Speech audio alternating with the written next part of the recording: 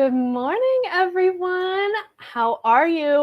Look at this. We're in the studio today for a very special episode of Stitch Nation. I'm so happy that you guys are here joining me today. We're going to have a lot of fun. So who's ready to get started? I want to say hi to some of you. I'm going to look over at the screen real quick.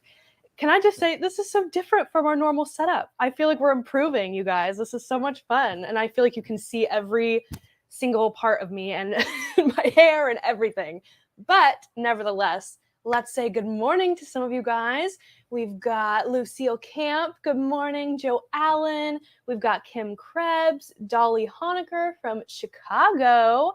Good morning, everyone. I hope you guys are staying cool, at least here in San Diego. It is going to be a hot week. We're getting into the hundreds. So wish us luck, and I hope everybody's drinking lots of water. It's a hot summer this year.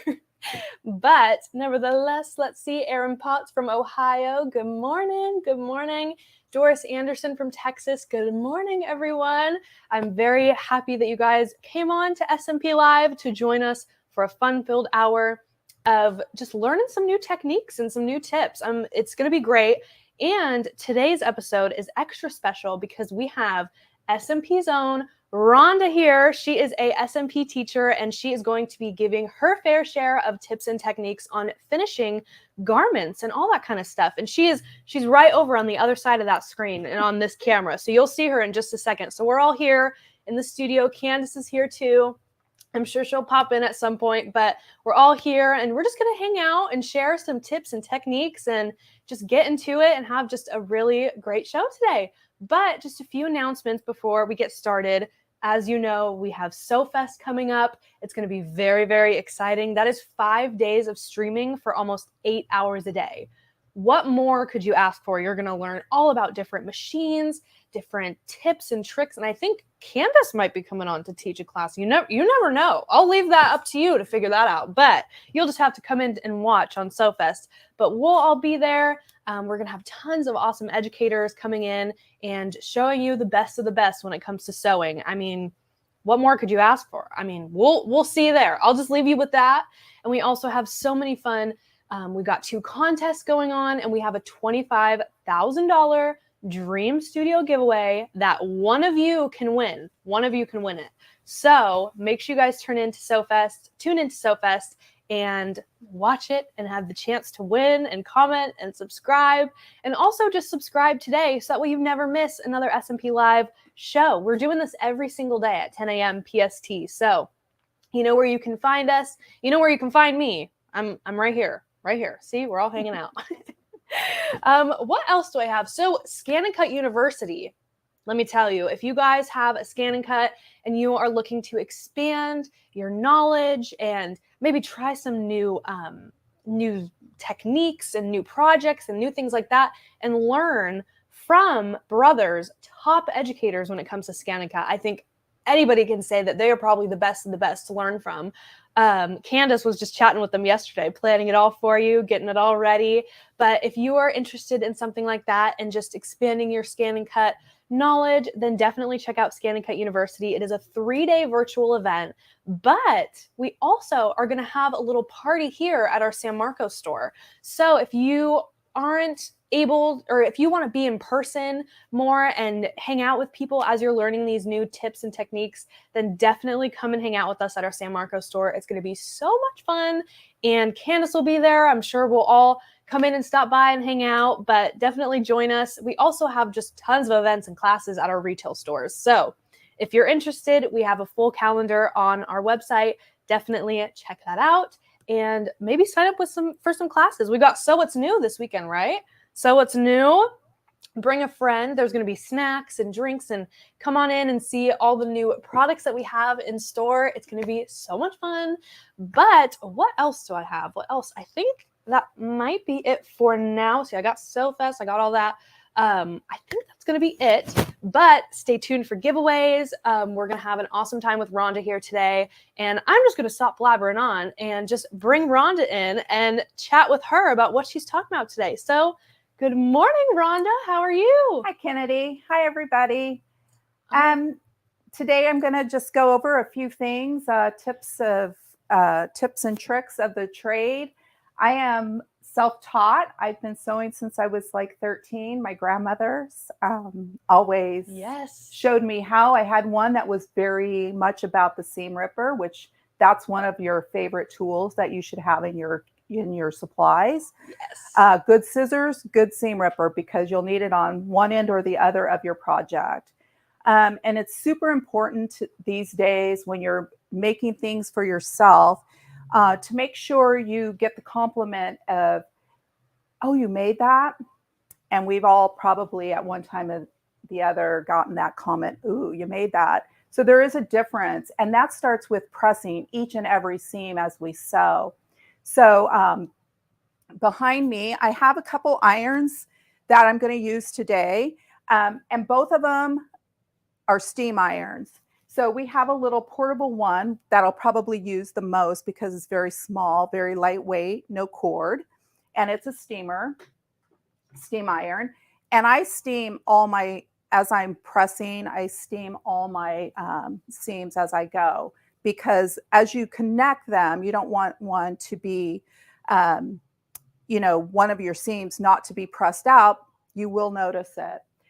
And then we have this beautiful steamer.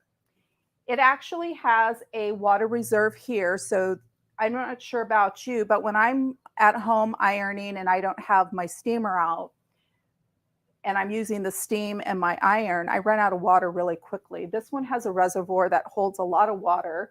So as you can see, right now it went to sleep, but it has an auto off.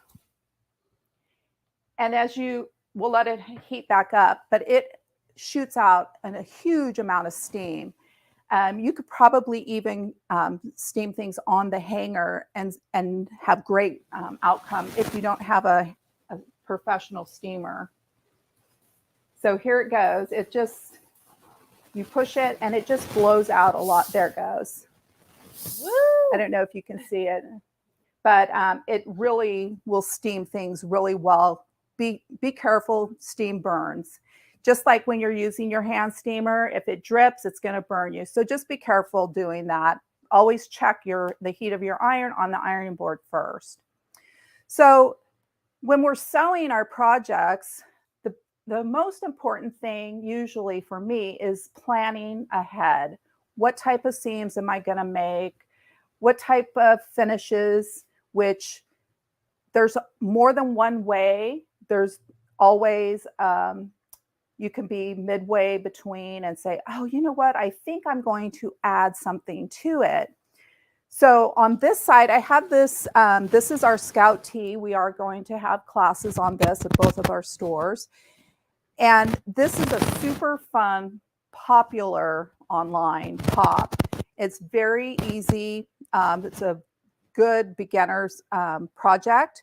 And I use French seams because this is seersucker. And if you've ever sewn on seersucker, it ravels like crazy. I use the French seams even in the armholes. So it's completely, you could actually, if you're having a day and you accidentally put your shirt on inside out, you'd be good because there's no raw edges in this blouse. This is the Scout t-shirt that we're doing. It's called a Scout tee, but it's made with woven fabrics, which is pretty nice because a lot of times you're thinking, oh, woven fabrics, it's more difficult. It's actually not. It's actually, I'm not sure now that, Candace is such a great teacher with the knits and things that it's equally as easy to make the Scout tee because it's super basic, gives you a lot of opportunity to learn techniques. So that is happening. And so just as easy as it is to make it like this, so I thought, well, let me make something quick to bring on camera today. So this is made out of linen. And it's a little wrinkly because we all know linen on your body, the heat from your body will pull it out. But this one, I made it a little different. I changed the neckline. I put some embellishment on it. I didn't use French seams. I used a serged edge seam. So you can do it however you like, but it's a really fun tee to just kind of learn some basics. So it kind of just a fun top. I think I'm going to make them in a bunch of different colors because it kind of feels like my style of, yeah. And the neck band is super important. So a lot of you, if you've been sewing a long time, we have those facings, and this is done with a bias edge, a bias tape, and you make it. And the nice thing is if you want to dress up, say this is very simple, you can use different colors in your bias. So on my sample that I have here to show everyone, I have the white, and then I just use some chambray. And so how cute is that to have it show? And you kind of like, it just gives it a little extra fun thing to do. So we'll look at that in a few minutes on how to put those in. And it's really fun. I'm kind of into the biased binding. You can also use that to hem your dresses. If you have a large circular dress, you can do continuous binding in a complementary color, and you have this beautiful hem. Sometimes we forget that we don't want it that short, and this gives you like a 1/4 inch little bit of just a little relief on that. So when you're extending, children's clothing, things like that, but it's really cute finish. So also today we're going to talk about different seam finishes. So I have this one. This is a regular seam, and I serge the edge. This is really easy to do. It's really popular this is a quick hurry, let's get it done, if you have a serger. But if you don't have a serger, that's okay. You can still finish your seams to where they don't unravel, because a lot of your woven fabrics, as you can see, the light shines right through. This is chambray. It's pretty lightweight, but it's nice and cool, right? So you have this beautiful seam, but on the back, I've used a French seam, and it's completely enclosed. So you can wash it 100 times. You're never going to have your seam, raveling out in the laundry in a big messy ball. And then I'm going to go over a little bit on a flat felled seam. So the flat felled seam is pretty interesting. You can use it in 2 different ways. You can use it like this. This is the right side of the fabric. But if you plan ahead, you can make it where it looks like the outside leg of your denim jeans. So that's a plan ahead, because you have to make sure you're using the right side of the fabrics when you're doing that. So, and then we're going to go over the neckline. And I think the other tip we're going to leave you with today is a blind hem stitch using the blind hem foot on your sewing machine. If you can see the stitch here, this is so that we can see it on camera. But if you use a thread that matches, you're barely going to see your stitching. So there is a technique to do that. It's easier than you think. But sometimes we forget. We're all into doing a rolled hem or something, and this is a really fun way to finish things off. And then if we have time, we're going to do a buttonhole, so you can see how quick and easy it is to do a buttonhole super fast. So why don't we get started on doing some seams? So first of all, I'm going to do our regular seam. And nowadays, the patterns are all different when it comes to your seam allowance. So it used to be 5/8 seam. 5/8 seam allowance was our standard. And nowadays, some are a 1/2 inch, some are 3/4 inch. So make sure you read your pattern instructions from the beginning, because it makes a difference. Like if you're barely but making it happen in that size that you've chosen, and you go 5/8, it's not 5/8 on one seam, it's 5/8 on a lot of seams, and that's a 1/4 inch of disaster. So you're going to take out a couple inches of your garment. So today I'm just going to pretend like we're using a 5/8 seam, and usually it's marked on your machine. And the 5/8 or the 1/2 inch, 1/4 inch, if you're if you sew and you're a seamstress or a sewer, the measurement of your seam is from the needle to the edge of the garment of the fabric. So when we're doing that, remember that. So if your needle is not in the right position, you're going to get a 1/4 inch the other direction. So make sure your needle's in the middle. That's how I do it. That's, you know, there's always rules, but as you know, sewing, we get to change the rules and nobody knows. So we're going to go ahead and stitch this and just guide it through.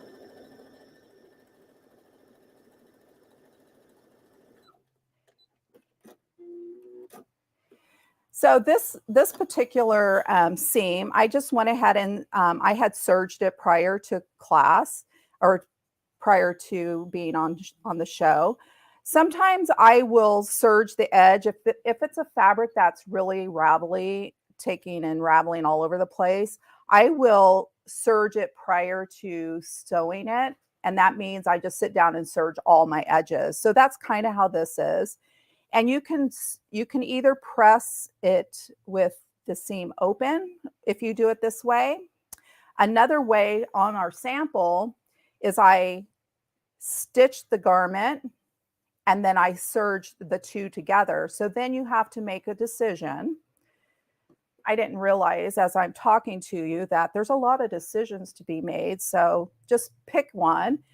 There's no wrong or right way. You can choose. I usually put all my seams to the back. I'm not sure why, but that seems like if I always to the back, then that I'll remember that.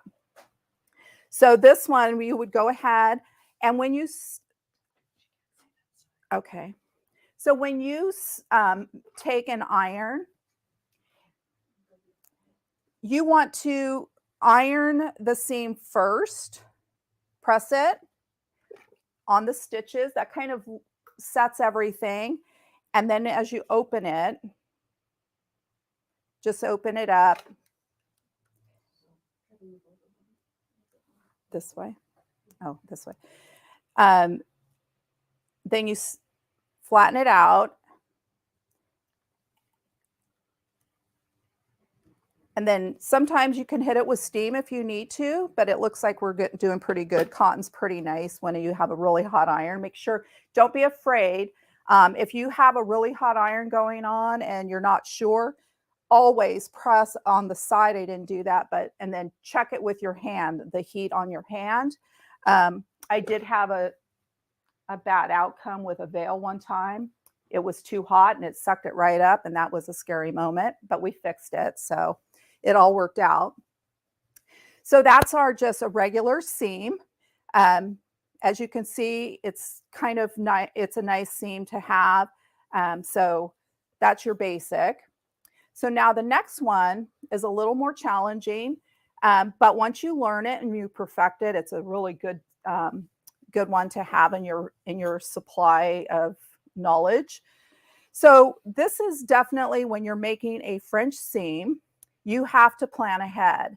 So let's say we have a 1/2 inch seam allowance in our pattern.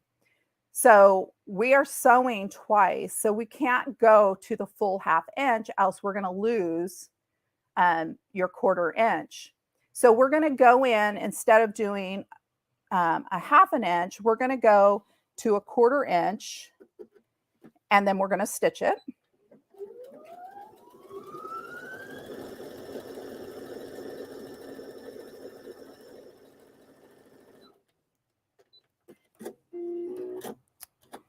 And then we're going to go back and iron, because ironing is one of those very important. I've got it nice and flat. It kind of sets your threads and everything kind of goes together.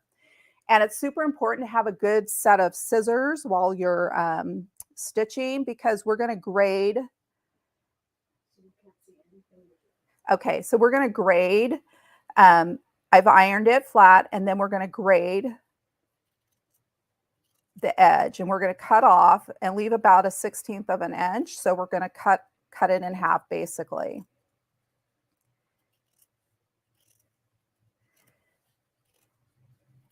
This works really well for most seams, is just to trim off that little extra. And if you're serging, obviously your serger will trim those extras off for you. So once that's trimmed off, we're going to open up the seam, wrong sides down. Actually, we are sewing right sides together, and then I forgot to tell you that part, but that's okay. We can go back. When you're making a French seam, you're going to have your fabrics wrong sides together, make your seam, trim it, and then now we're going to do right sides together. And we're going to fold it, and we still have to press. So some of these take a little more time. So it's not something, if you've decided to make a top on the way out the door, basically. My husband's like, what are you doing? I was like, I'm making a new top. So you press it to where the seam is on the edge. And then you come back and you place it in at 1/4 inch. So we catch it all.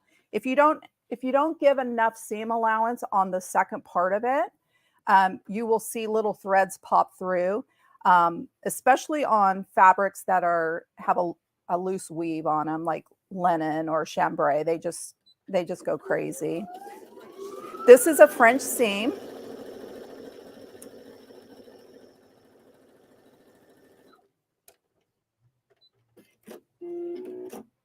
And guess where we're going? We're going back to the ironing board, because now we're going to open it up, open up the seam, press it open, give it a good press.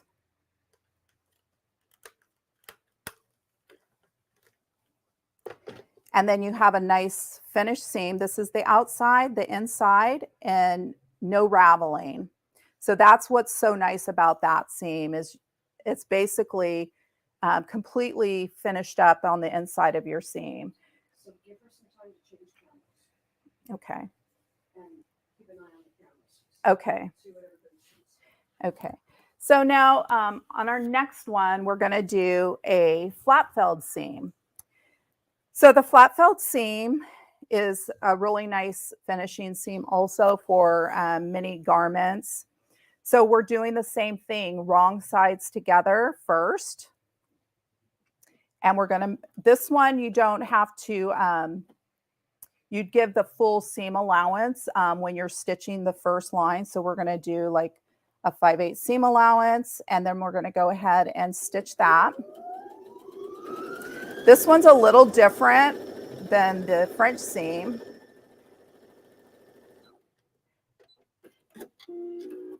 So when we do this one, we're going to press it, and I press both seams together, and I press it open from the wrong side, because remember, we're working wrong side. So then we're going to take, we have 2 levels or 2 edges, and we're going to trim this particular edge down to like half of what we have, half of the seam allowance. Just one side of the seam allowance. So repeat what you're saying. Okay. So so now we had 2 pieces, 2 pieces of fabric. So one piece we're going to trim one side of your seam. So now comes the fun part. So we go back over, and I find it's easier to press it. So you're going to press like a little fold and then over, and you can press it with your fingers, but I always find that if I don't iron it, as you can see, I use the iron a lot at my house. My ironing board never is down when I'm sewing big projects, because I need it constantly. And that's where I find that, boy, I wish I had that bigger water tank on that big iron, because yeah, that water runs out because it evaporates. So I have it nice and pressed, and then we go in and we go right on the edge. Now this takes practice. Don't be don't be upset if it doesn't come out completely straight. It takes a lot of practice, but you have a really nice guide. You can either And you're sewing on the wrong side? you are sewing on the wrong side of the fabric, because the right side is, this is your right side. So this is your wrong side. You can actually line up the inside of your presser foot. I use the presser foot a lot for guiding me onto keeping things straight. So if you think that I'm just, whoo, it's straight. No, I'm watching within my foot to keep things nice and straight. And it just takes a lot of practice. And it depends on your sewing machine of where you're lining up. But don't look at the needle, because once you start looking at the needle, everything goes sideways for me. So I'm going to line it up a little bit more. There's a little line in there that I like better. And then I just go ahead and I stitch it and try to stay on. This machine's going kind of fast. I'm sewing without my foot pedal, which is a little more challenging when you're trying to keep it on the edge. So probably when I'm at home, I would sit down and have it. So if you look, that's your inside. Yeah, I went a little bit crazy. But then when you look at this side, this is the right side of your garment. But if you plan ahead and you want this look on the outside of your garment, you can plan that direction too. So plan ahead what your seams are going to look like on the finish. Where would you use a flat felt? So on a flat felled seam, you would use it for probably like the inseam of a pant. You can use a flat felled on the side seam, your shoulder seam. You can use it on any seam that you feel you. Flat felled's not just one application. All of these seams can and I do use them on every type of sewing. I've used flat felled on shorts for little boys because it gives you that extra strength, because we no longer have just one, but 2 layers of stitching. So anywhere that you might have some stress.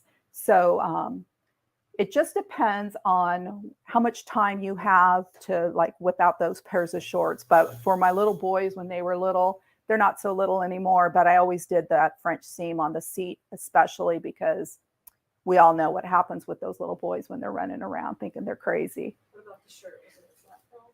So on this blouse that I did, this one, I'm just going to undress her real quick. So on this one, if you want to show us close up, Kennedy, I'll show them. This is now inside out.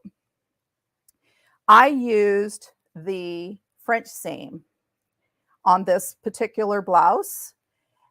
And even in the armhole, you can do a French seam.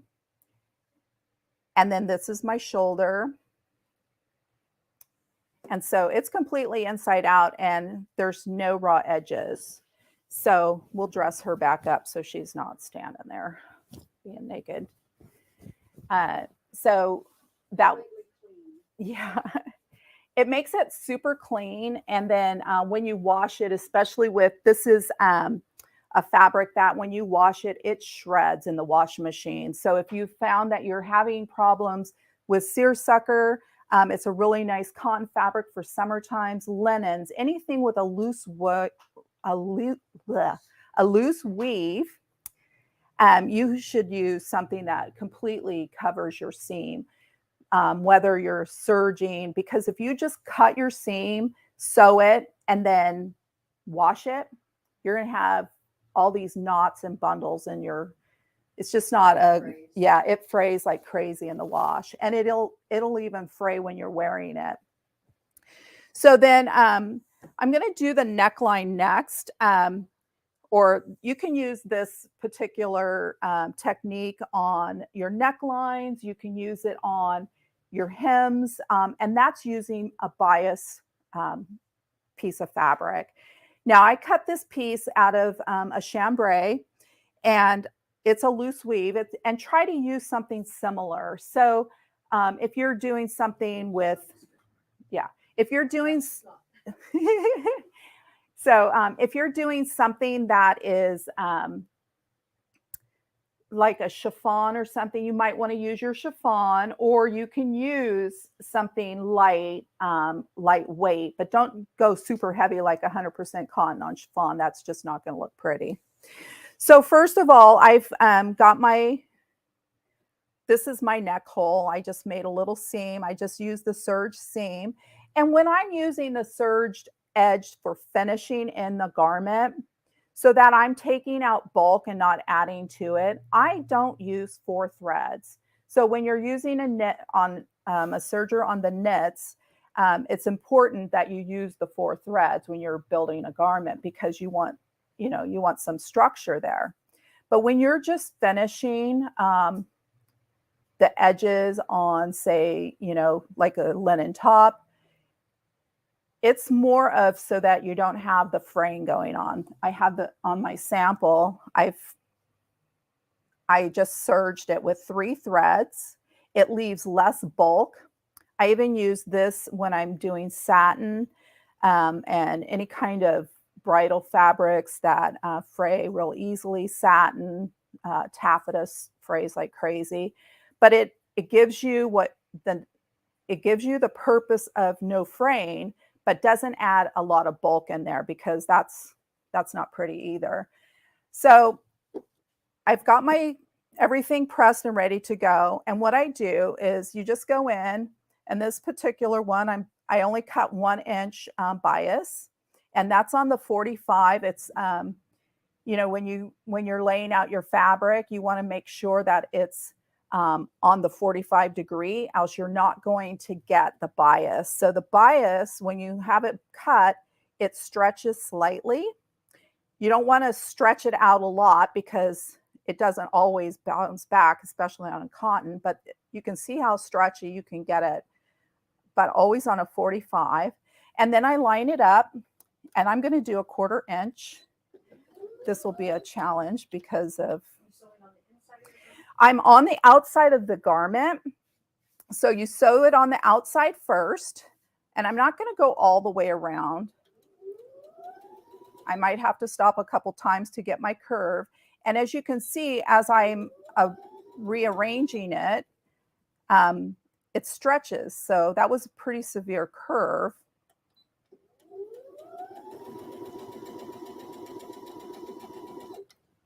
And then meet back up.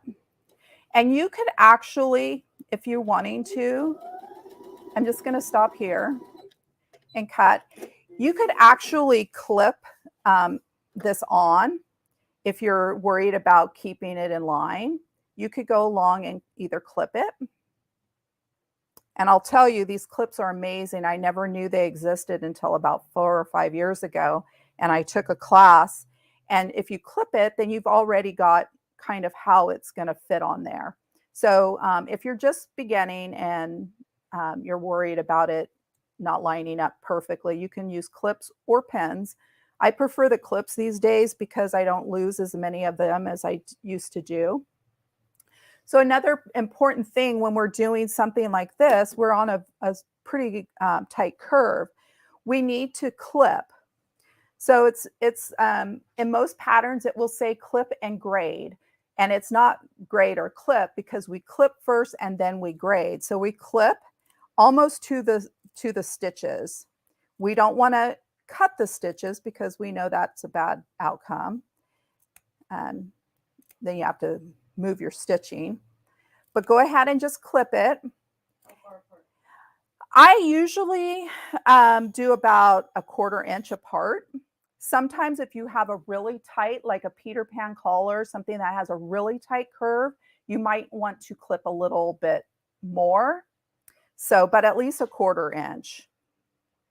And then I go in now grading.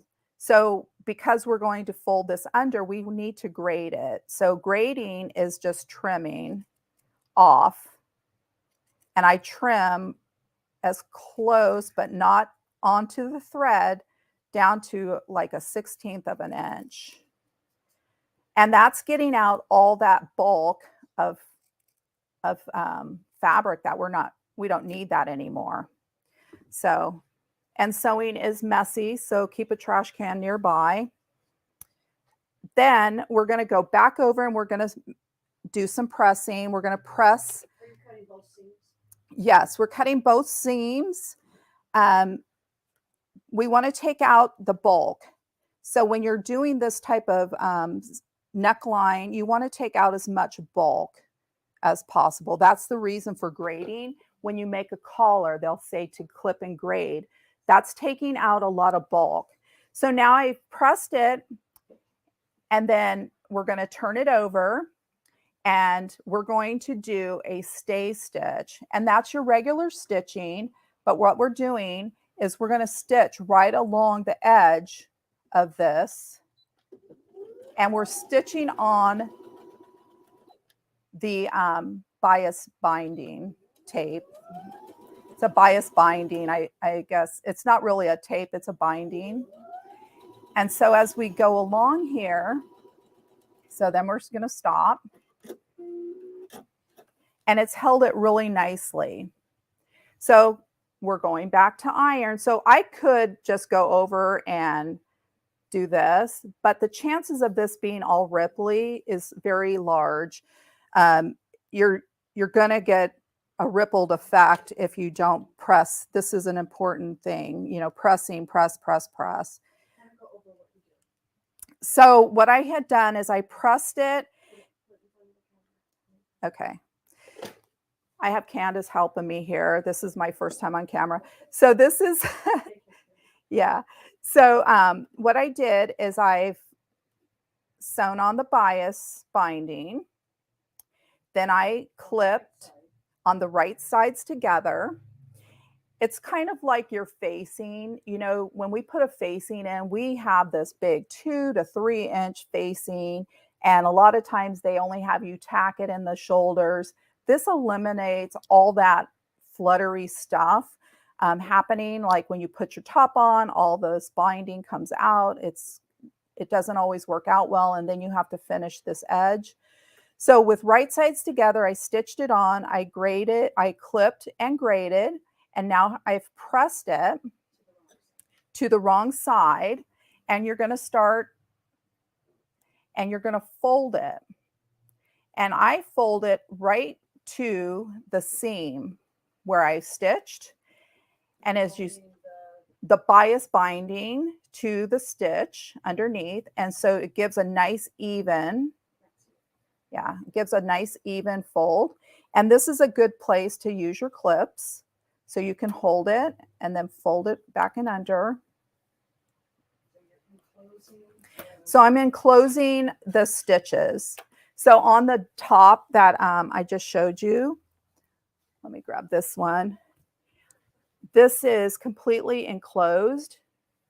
So the only thing you see from the outside is one. Yeah, it's a hard one. It's all white on white for that one. Here's on my sample. The sample, I did the gray. So this is the inside, and then your outside, all you see is just one simple seam. And this is very thin. This doesn't feel like you've got all this extra bulk in there because I don't have 4 layers of fabric. I only have 2 and a little bit.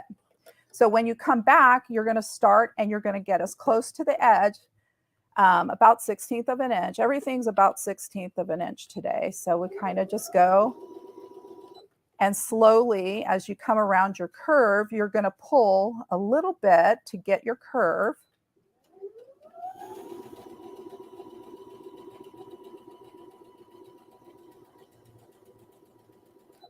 And you could actually, if you wanted to, you could press it. I don't normally press at that stage because I don't want anything permanent yet. I want it to be flowing so that I can go back.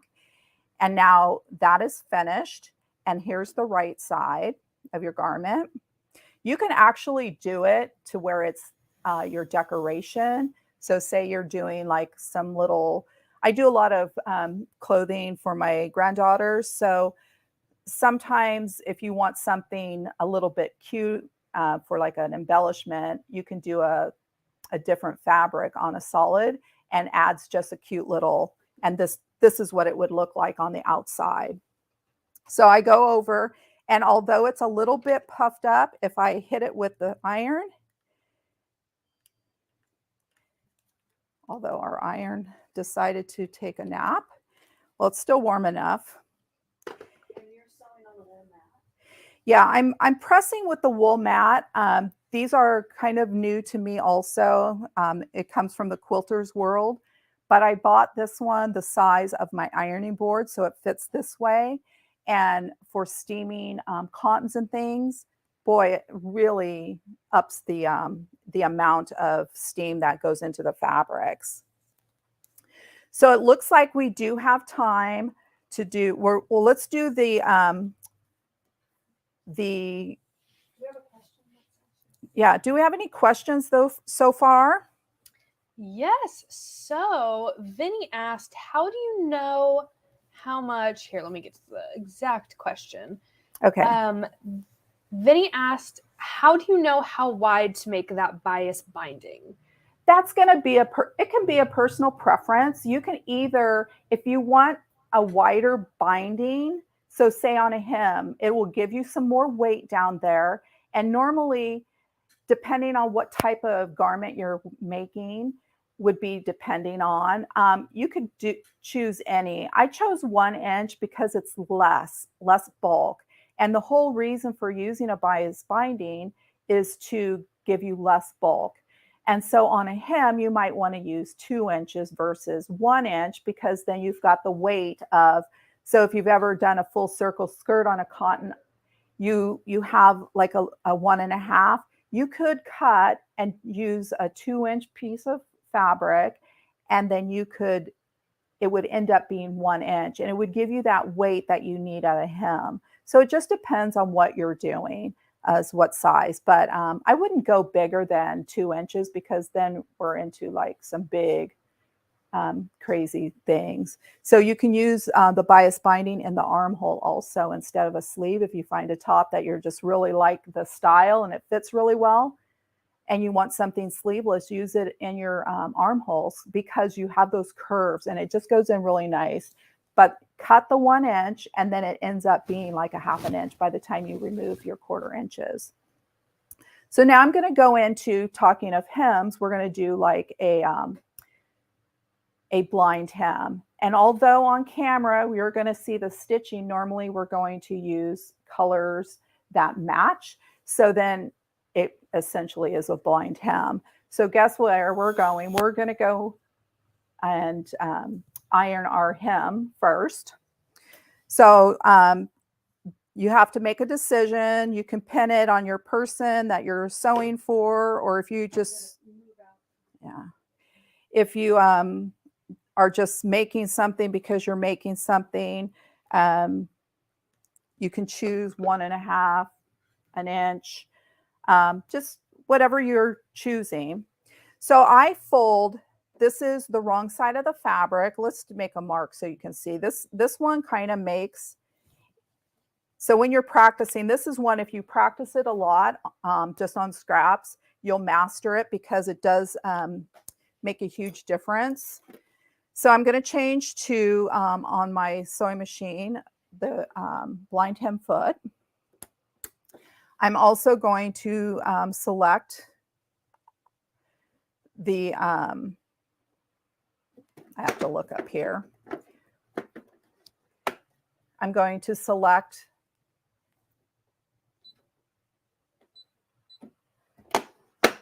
the appropriate blind hem stitch. So so this is the wrong side. So we're going to do the wrong sides, and we're going to hem it. The blind hem stitch looks like this. Oh, on the camera, I'm not sure. Yeah, on the machine, it looks like dotted lines and then a zigzag. I'm not sure if you can you? Yeah, up here, it's number 31. It looks like that. Can you see it? I can draw a picture. It kind of, it's dot, dot, dot, and then it does a zigzag, and then a dot, dot, dot, and then a zigzag. So it kind of looks like that, this bottom. Okay. So, and it will tell you different machines, although this one tells you what foot. So I'm using my blind hem foot. So you'll know you have the right one. So we have wrong sides together, fold it over, and then we have to flip it right sides. And then you leave about 1/4 of an inch, or you can put a little bit more while you're practicing. And there's a small guide on this foot, which makes this an amazing. I mean, I used to use it with just a zigzag foot back in the olden days when we didn't have all these great little feet, and maybe they did, but I didn't have one, so I used what I had. So here, I'll just take it out. Let me show you what the foot looks like. So it has this guide, and it goes right up against that back fold. And then let me place it back in. Okay.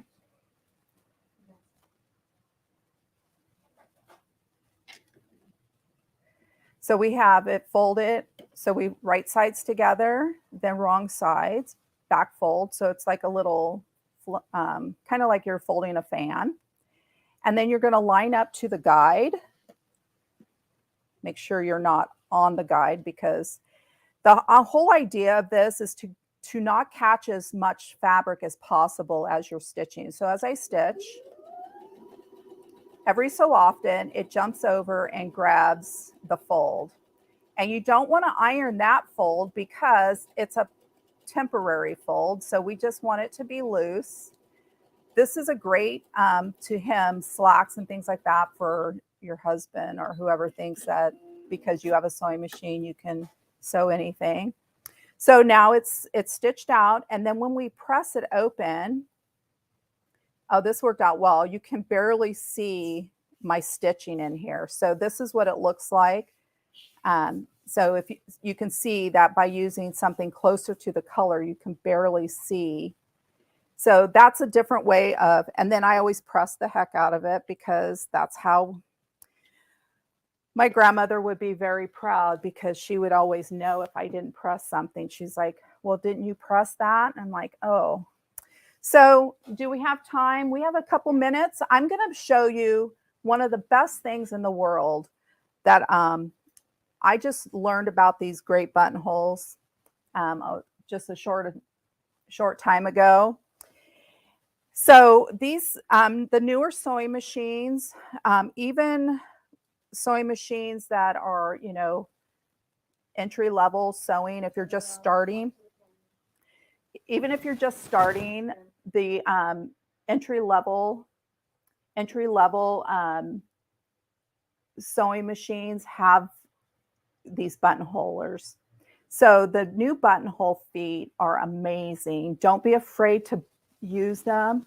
They're super easy. I bought a machine because of this buttonholer. I don't normally sew on a machine that has a lot of bells and whistles because I go forwards and backwards on my stitching. My background is mainly in bridal. We don't do a lot of buttonholes, but guess what? This buttonholer is so good that I can do it on chiffon fabrics if you use the right technique. So I'm going to show you quickly how to use it. And if you have any further questions on this, it's in your guide, in your book for your sewing machine, but they're pretty easy to use. So I'm back over here. So first of all, it looks like this, and they usually across the board look at all of the, if you look at them, they all look the same. So the button loads in the back of the machine, and then we go ahead and load it in and snap it in. So they snap in really nicely. And then, so depending on what you're sewing, if you're doing a placket on a blouse, you might want to use some fusible interfacing, or you could use sew-in interfacing, whatever you want to do. So my button is in there, and you want to make sure you mark with your chalk. And yes, I use white chalk on, even on white, it looks different. That's because I don't want to ever see chalk or ink or whatever. But for this, I'm going to go ahead and make a little mark. And this drives backwards. So if you want the edge of your top, so say you're putting your buttons on in a horizontal, you want to make sure you don't drive over the edge. So that's the only learning curve on these if you're used to others. I remember my other machine that had a buttonholer was cams. So I would pick the button to fit the cams that I owned. Well, that's no fun. So now you can pick whatever size you want. So you use your first cross line to choose. But first, we have to change into the buttonhole. So we're going to, on your machine, it's different on all the machines. And this particular machine has a lever, and most of them do. And you make sure that's down. Now it's telling me that I can go ahead and sew. And guess what? We're just going to sew. Boom, boom, boom. We'll speed it up a bit because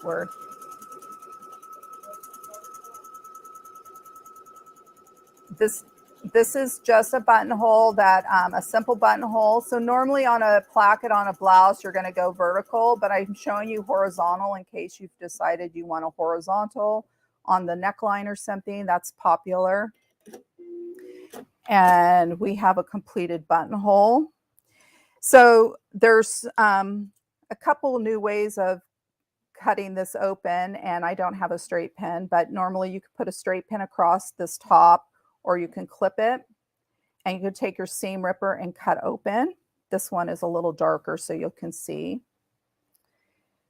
where you would like just put something here so you don't slide, so that you don't slide through the end. And make sure if you're using a straight pin for this, that you put it all the way through. I had a class the other day and I'm showing them how to cut it open, and I cut right through the end of my buttonhole.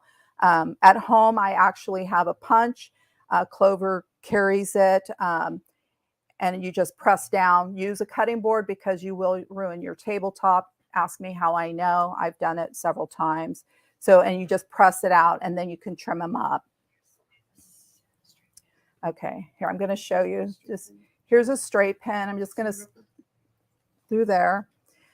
And then Candace is going to get me a seam ripper so I can show you what I'm talking about. It's right there on top. Use a good sharp one. And then you just place your, is it in there? Okay. So you just stick the pointy part in and then carefully, and you have to use a sharp buttonhole, seam ripper. This one doesn't seem to want to cut too much. So that's where you're going to end up with a problem on the bottom shelf. I have another one.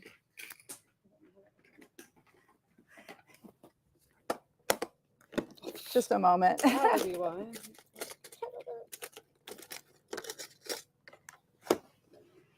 Okay. So I have my trusty Clover. These are the best in my opinion, but we all have our favorite things, right? So then when you go in, you just push along. But see, you can see there's some resistance because, I'm cutting through some layers. And then it makes to where if you push too hard, you're not cutting through the most important part. And if you do, don't freak out. You don't have to remake everything. You can just hand stitch that back together. And yeah, sometimes that happens. So we make do with what we can. So another thing I was telling you that you can stitch one of these buttonholes if you're not using it for, I'm going to change the buttonhole. If you have something and you don't, say you're using chiffon or maybe even a linen, and you just want one buttonhole and you really don't want to use a facing, because if you notice on the facing, it kind of makes a line. So you can do your regular buttonhole. I use tearaway. So I had a bride come to me and she had this beautiful dress and she needed some wider straps, but when's the last time you used interfacing on the inside of a strap of chiffon? You're going to see it. So I was like trying different tricks, and this is why I call it your bag of tricks. I used tearaway. So this is a tearaway interfacing. A lot of you that are doing any kind of machine embroidery, you know this product well. It tears away exactly what it says. I'm going to just use one layer of this linen, and I'm going to place it in. Obviously, you're going to mark it all and make sure you're in the right positioning. And I'm going to make this buttonhole, and you'll see that you can do it pretty much. This is one layer of a really loose layer of fabric, loose woven fabric.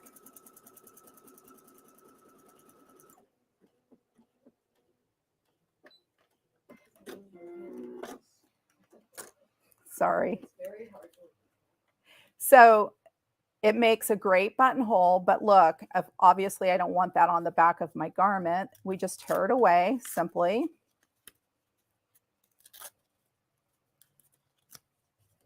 And you have the full flexibility of your garment.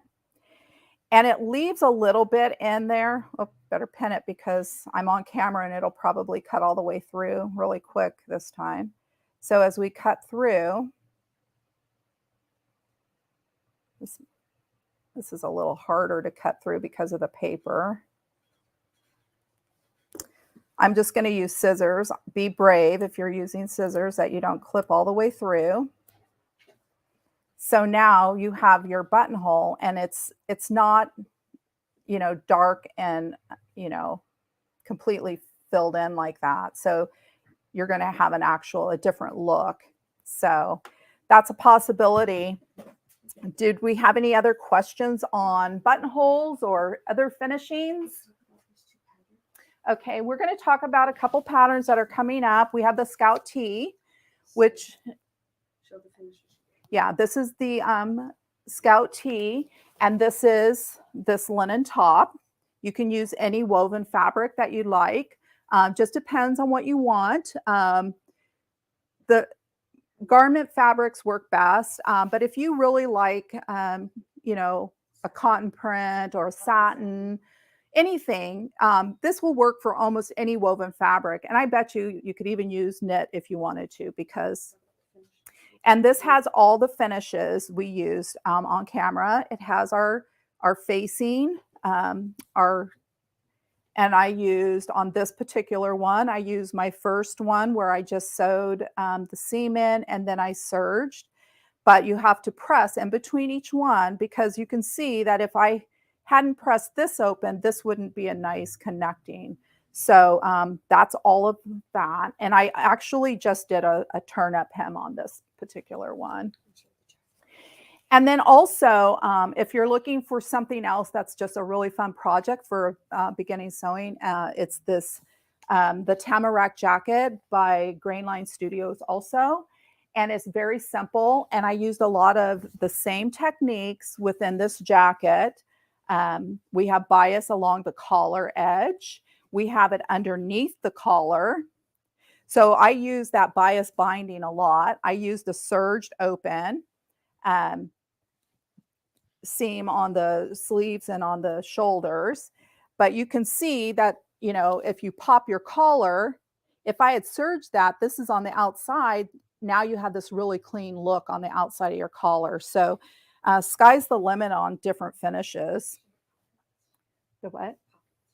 Oh, and on the pockets, I use the bias binding, self-binding on it. Yeah. Well, I didn't do a button on this one. I did a covered snap, and that's a whole nother fun topic, is all this hand sewing. This is a covered snap, and it matches, so it's barely visible when you have your coat snapped up. So how we doing there, Kennedy, for time? We are doing awesome. Rhonda, you did fantastic. This is the first time Rhonda has ever been on one of our shows, and I just think she did awesome, and you did a fantastic job. So thank you so much, Rhonda. You did great. Everybody loved you. But with that, I hope you guys enjoyed that little episode of Stitch Nation today, a little amped up. And yes, and let me get back to Rhonda and let you go off. I know you're busy with classes. If you ever want to take a class from Rhonda, come on and sign up. Well, it's nice seeing you all today, and I hope you find that these are helpful tips to put in your collection of tips and tricks. Exactly. That's what these Bye. shows are for. That's what they are for. But without further ado, I think it is time for some giveaways. So let's see. You know what? We're going to make this a dance party. You guys know I love some music, whether I'm making music by myself or if we're playing some music. So let's get this going. Oh, shoot. And okay, I'm getting my screen. This is a new setup, so I'm trying to get this all set up for you guys. So let me share my screen real quick, and then we will do some giveaways. But our first giveaway today is going to be a $100 gift card. So if you saw any products from today's show that you really liked, make sure to check them out. And with this, you'll get $100 off of your order. So how awesome is that? So let's go ahead and spin the wheel and see who is going to win today's giveaway. Okay, let's see. Dun, dun, dun, dun, dun, dun, dun, dun, dun, dun. Let's see. The suspense. Janine Smith, congratulations. You have just won a brand new $100 gift card. So let me put this on the screen for you here.